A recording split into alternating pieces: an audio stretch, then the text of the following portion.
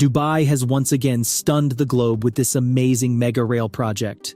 One of the biggest infrastructure projects in the United Arab Emirates, the multi-billion-dollar Etihad train will connect the 7 Emirates and the Middle East with over 1,200 kilometers of train track. So, stay tuned as we reveal all details about one of the largest mega projects in Dubai.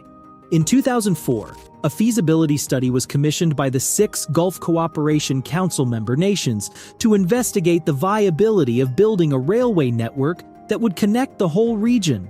However, no significant steps were taken until 5 years later. The United Arab Emirates National Railway Network was established by Federal Legislation No. 2, which was enacted in June 2009. The organization was tasked with overseeing the planning, building, and running of what would eventually become the United Arab Emirates' first national freight and passenger railway network. With the help of this amazing rail system, the major population and industrial hubs of the United Arab Emirates will be connected to other railway networks around the Gulf Cooperation Council. In addition to linking the 7 Emirates, the Etihad Rail will advance social and economic advancement inside the Emirate and beyond the GCC. Bloomberg reports that the project is expected to cost $14 billion, of which the Abu Dhabi government owns 70% and the federal government of the United Arab Emirates finances the other 30%. A crucial component of the $100 billion Gulf Cooperation Council (GCC) rail project, which aims to link the UAE with Saudi Arabia, Qatar, Kuwait, Bahrain, and Oman, is the 1,200 kilometers of railway infrastructure. The Etihad Rail's eastern segment links to Oman via Al Ain, while its western half connects to Saudi Arabia via Guwaifat.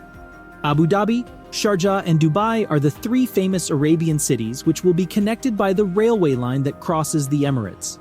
The 264-kilometer road, which links the inland gas reserves of Shah and Liwa to the port of Ruwais, marked the completion of the project's first phase in 2016. Granulated sulfur is being transported by this route from the southern region of Abu Dhabi to the industrial center of Al Ruwais, where it is processed and then exported. Currently, this line can move 110 wagons each trip and up to 22,000 tons of sulfur per day. The freight line was built in collaboration with ADNOC, the Abu Dhabi National Oil Company.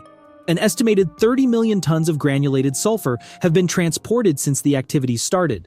Additionally, there have been no incidents involving wasted time or injuries, which is evidence of the network's effectiveness. Not to mention that a single trip essentially removes 300 trucks from the road. Up to 2 million truck journeys are thought to have been eliminated from the road thanks to the network, which has reduced carbon dioxide emissions by 80%. And is a significant contributor to the UAE's total carbon reduction. Building bridges, creating a railway depot at Murfa, and developing communication systems were all part of the first stage of the rail network. All activity between the trains and the track is maintained and serviced from the depot, which acts as the hub of operations. The first track was completed in late 2021. However, development on the rail network began in 2020. And the contracts for Stage 2 were granted in 2018. The second stage of the Etihad Rail is a 605-kilometer rail network that travels through Abu Dhabi and Dubai from the Saudi Arabian border at Guwaifat to Fujairah. The UAE said on February 28, 2023, that the second phase of the project was finished, making the 900 kilometers of completed line total. With 38 locomotives and more than 1,000 wagons, the network was constructed in accordance with international standards and is able to carry a wide range of commodities. With a combined operating output of 4,500 horsepower, each locomotive engine is among the most powerful freight train engines in the Middle East. Additionally, these freight trains have a top speed of 120 kilometers an hour. High performance, efficiency, and sustainability are guaranteed by their unique design, which is made to survive the harsh climatic conditions, high temperatures, and high humidity of the desert. Stages 1 and 2 of the train network required 133 million labor hours, 11 contractors, 25 consultants, and 28,000 experts to finish. Within the framework of an extensive engineering plan, the network traverses a variety of geographical terrains and includes 9 tunnels totaling 6.5 kilometers in length, as well as 593 bridges and crossings of all kinds.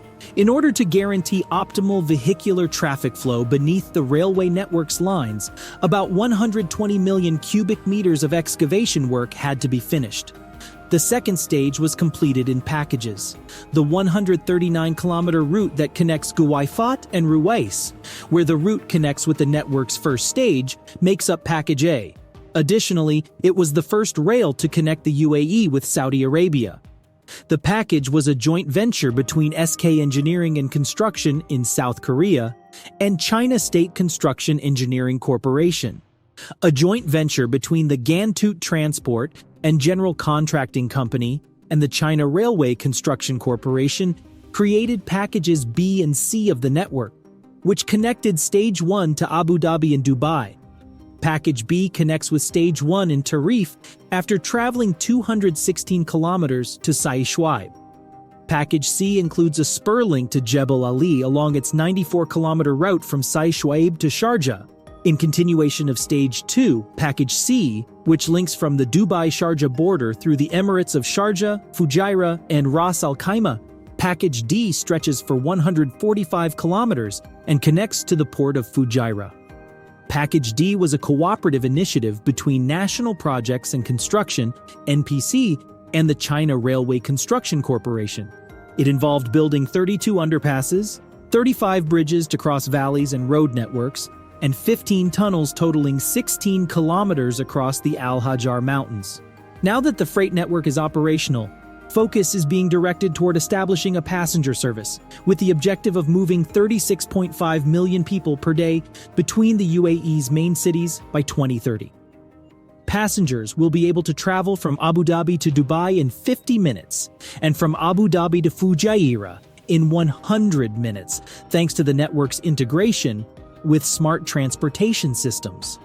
The passenger trains will have a top speed of 200 kilometers per h and a capacity of 400 passengers. As part of a new arrangement with Italy's Arsenale Group, it has also been revealed that luxurious passenger trains would operate between the Emirate of Fujairah and the Liwa Desert in Abu Dhabi. According to the deal, the Gulf country will receive an Orient Express-style service that would eventually be expanded throughout the GCC. Etihad Rail has said that the 15 luxury coaches would be constructed in the southern region of Italy and will showcase designs derived from Emirati culture. Once running, the train will pass via Dubai and Abu Dhabi before continuing to Fujairah, which offers a seaside view of the mountains, the Oman border, Nazira, and the Liwa Desert.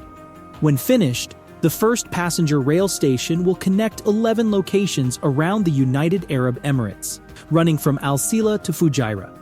Nonetheless, the United Arab Emirates already has a highly developed ground transportation network, with several roads connecting each of the 7 emirates.